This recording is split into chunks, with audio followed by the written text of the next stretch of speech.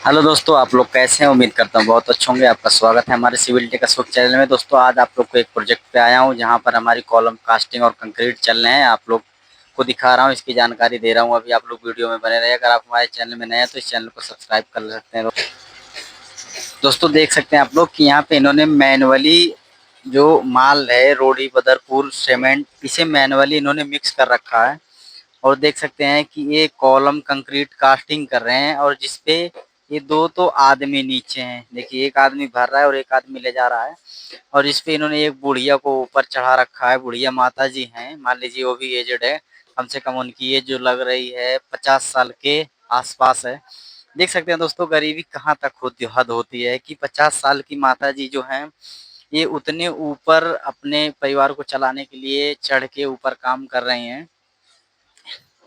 और आदमी नीचे डोल रहे हैं, जो कि हालांकि माता जी को भी लगा सकते थे कि यहाँ से माल को यहाँ ले जाया जा सकता था और ये ऊपर आदमी उसमें डाल सकता था, क्योंकि ऊपर चढ़ना और फिर एक लेडीज होके अपने आप को बैलेंस बनाना कहीं ना कहीं बड़ी बात होती है। दोस्तों, चलिए आपको वीडियो के बारे में जानकारी देते हैं, काम के बारे में।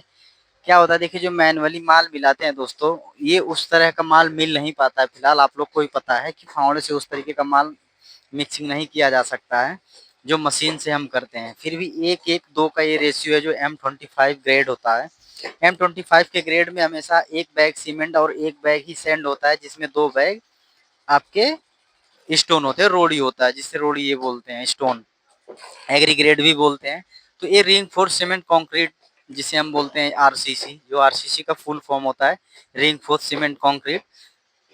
तो कॉलम की जो हमारी प्रोसेसिंग होती है, नीचे लेआउट करने के बाद, देखिए, सबसे पहले लेआउट होता है। लेआउट होने के बाद सरिया के आउटर साइड में जहां हमारा कॉलम एग्जैक्ट होता है, वहां आप देख सकते हैं कि चारों तरफ थोड़े थोड़े करके स्टार्टर लगाए हुए हैं, जिसे स्टार्टर फिलिंग होता है, जिसे स्टार्टर बोलते हैं। स्टार्टर फिल कर रखा है।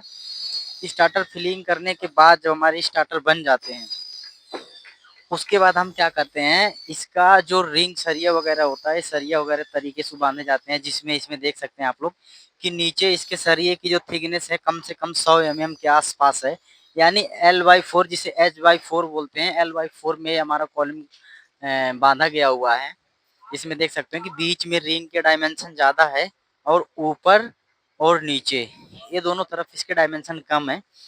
तो दोस्तों, ये इसलिए होते हैं कि एक जो इंजीनियरिंग की डिजाइन किया हुआ है, उस डिजाइन के अकॉर्डिंग ये काम चल रहा है। उसके बाद आपको बता दें, स्टार्टर के बाद देख सकते हैं आप लोग कि ये हमारे बढ़िया से बैंडिंग होनी चाहिए। जो इसमें आपको काफ़ी चीज़ें एक्सचेंजेस दिखाई देंगे, जो कि आप देख रहे होंगे कि जिससे जो लेफ्ट लेंथ होती है। आपको मैं एक वीडियो में और भी बताया था कि जो हमारी जैकल होती है हमारी, इसके लिए होता है कि इसका लोड जो है इस पे आ जाए, स्लिप ना करके सीधा उस पे इसकी स्ट्रेंथ आ जाए। तो इस तरह होता है। उसके बाद जब हमारे कॉलम फाइनली बन जाते हैं, वेल्डिंग हो जाते हैं, तो हम क्या करते हैं, एक फर्मा लेते हैं, जिसके फर्मे में सबसे पहले हम ऑयल लगाते हैं। आपको बता दें कि ऑयल लगाना बहुत ज़रूरी है, दोनों चीज़ के लिए अच्छा होता है। देख रहे होंगे कि यहाँ फर्मे में ऑयल लगा हुआ है, ब्लैक ब्लैक ऑयल, काला तेल जिसे बोलते हैं। फर्मे में लगने से क्या होता है कि कॉलम की जो क्वालिटी होती है वो अच्छी आती है। देख सकते हैं आप लोग, सामने डला हुआ भी है कुछ कॉलम, आगे शटरिंग का काम चल रहा हुआ है।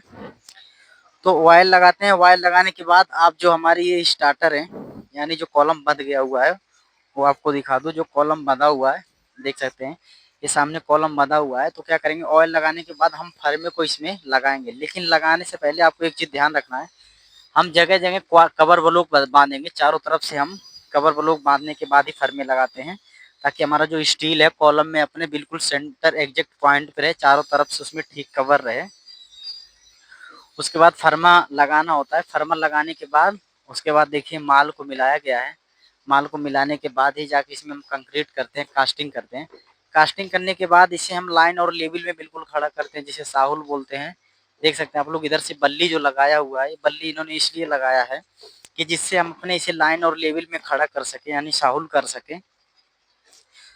तो ये देख सकते हैं आप लोग कि ये बिल्कुल ही साहुल में खड़ा है। हमारा कॉलम किसी तरफ झुकाव व पॉइंट नहीं होता है। जो साहुल होता है, जैसे सपोज करिए कॉलम आपका सीधा है, अगर इसे साहुल नहीं करेंगे तो ये इधर और इधर झुक सकता है। तो जब इसे बल्ली लगा के इसके एग्जैक्ट पॉइंट पे खड़ा करेंगे तो ये झुकेगा नहीं, बिल्कुल स्ट्रेट हो जाएगा, यानी स्टैंडर्ड साइज हो जाएगा अपनी जगह पे।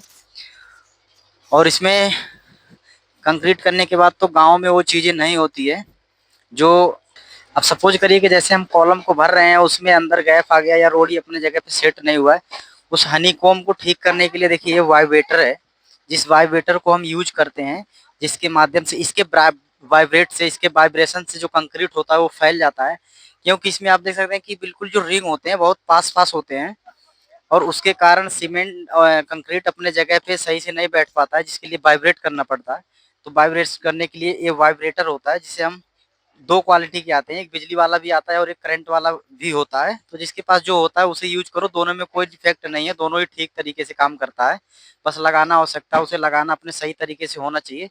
और जिसमें कम से कम हम इसमें मैक्सिमम 3 जगह वाइब्रेटर यूज करते हैं, जो कि जड़ में कंक्रीट जैसे कम से कम 12 इंची जैसे ही हो जाए तो आप लगा सकते हैं। एक बीच सेंटर में मारना है और जैसे ही एक बार कंप्लीट हो गया उसके बाद वहाँ पे आपको वाइब्रेटर लगाना है। इस वाइब्रेटर को लगाने से हमारे जितने भी एयर होते हैं, एयर कंप्लीट खत्म हो जाते हैं, उसकी जो स्ट्रेंथ होती है पूरी हैवी हो जाती है। और वो अपना लोड कम से कम एक 28 दिन में जो उसकी सेटिंग टाइम होती है, 28 दिन में वो फुल सेटिंग टाइम हो जाता है। और कंक्रीट तो आप उसके बाद कॉलम डालने के बाद जैसे ही आप समथिंग 5 या 6 दिन उसके ऊपर जूट लगा के उसे जैसे ही आप क्यूरिंग करते हैं, जिसे तराई बोलते हैं, तराई करने के बाद ही हम उसके ऊपर अपना स्ट्रक्चर खड़ा कर सकते हैं दोबारा। तो इस चीज़ को हम ध्यान रखते हुए सारे साइट को, सारे प्रोजेक्ट को हैंड ओवर करते हैं दोस्तों। बाकी आप लोग को जानकारी कैसे लगी? अच्छी लगी हो तो वीडियो को शेयर कर दें दोस्तों। अगर आप हमारे इस चैनल में नए हैं तो इस चैनल को सब्सक्राइब कर ले दोस्तों। आपका छोटा भाई सिविल इंजीनियर अशोक। आपको अगर किसी को हाउस प्लान बनाने की ज़रूरत है तो दोस्तों हाउस प्लान मैं बना के आप लोग को दे दूँगा। आप कमेंट बॉक्स में ज़रूर बताइएगा।